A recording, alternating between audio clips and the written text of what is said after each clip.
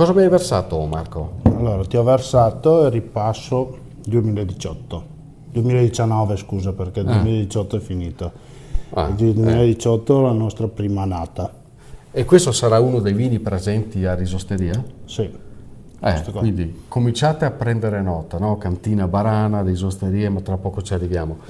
Dovete sapere che Marco è rappresentante di una cantina, ma soprattutto di una famiglia, che sono ancora le famiglie i capisaldi di questa produzione, possiamo dirlo, Marco?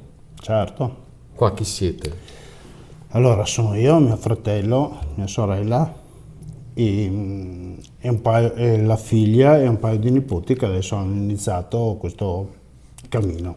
Siamo sulle colline appena sopra Verona, appena sopra Montorio, a quanto? 300-400 metri di altezza? A 250 metri. E quindi è logico pensare alle caratteristiche che questi vini possono avere. Quali sono quelle più importanti, Marco?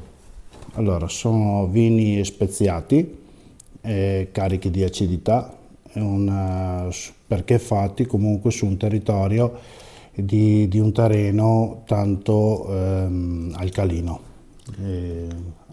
sì.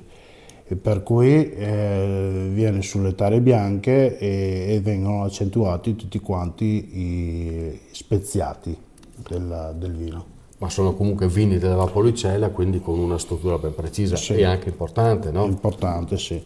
Vini che noi come scelta aziendale abbiamo voluto fare vini leggeri, di pronta beva, una beva semplice, non una beva impegnativa.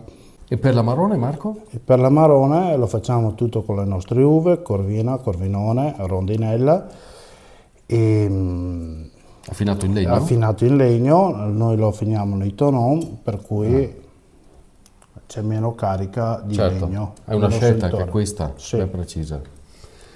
Ragazzi, se volete saperne di più, perché parlare di vino va bene, però alla fine bisogna tastarlo per sentirsi le buone. Certo. O no, vero?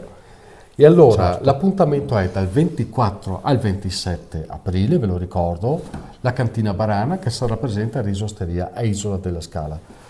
Bere non tantissimo, ma bere bene, giusto? Sano. Allora, cin cin.